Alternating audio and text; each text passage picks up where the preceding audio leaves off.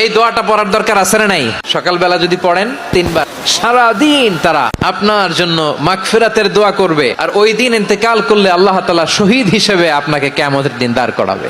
আবার সন্ধ্যাবেলায় যদি পড়েন, সারা রাতের জন্য মাগফিরাতের দোয়া করবে। ওই রাতে মারা গেলে শাহাদাতের মৃত্যু নসিব হয়ে যাবে। সকাল সন্ধ্যার যে জিকির, এই জিকিরের অন্তর্ভুক্ত করে নেবেন এই ওয়াজিফাটা। আউযু বিল্লাহি মিনাশ শাইতানির রাজিম। বিসমিল্লাহির রহমানির রহিম।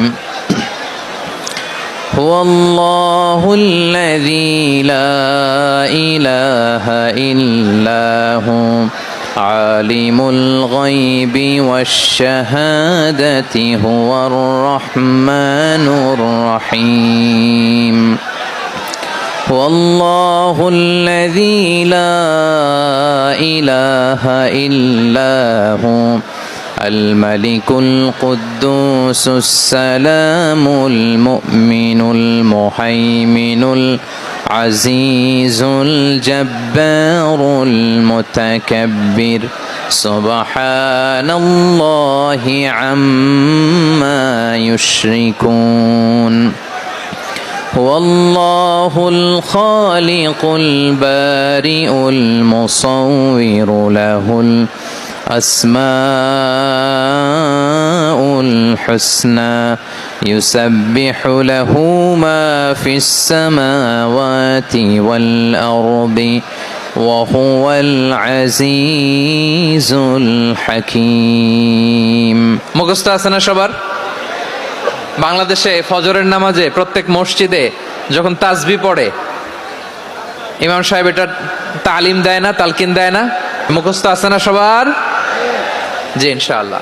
সূরা হাশরের শেষ 3 আয়াতের একটা বিশেষ ফজিলত আছে, এটা আপনারা পড়বেন। কি ফজিলত? বিষ্ণু ইসা ইসলাম বলেন, মান ক্বালা হিনা ইউসবিহু সালাসা মাররাতিন আউযু বিল্লাহিস সামিউল আলিম মিনাশ শাইতানির রাজিম সুম্মা ক্বারা ثلاث آيات من آخر سورة الحشر وكل الله به 70,000 ملك يصلون عليه وإن مات في ذلك اليوم مات شهيدا. বিশ্বনবী মুহাম্মদুর রাসূলুল্লাহ সাল্লাল্লাহু আলাইহি ওয়াসাল্লাম ইরশাদ করেন, যে ব্যক্তি সকাল বেলা 3 বার তেলাওয়াত করবে আউযু বিল্লাহিস সামিউল আলিম মিনাশ শাইতানির রাজিম, এরপরে সূরা হাশরের শেষ 3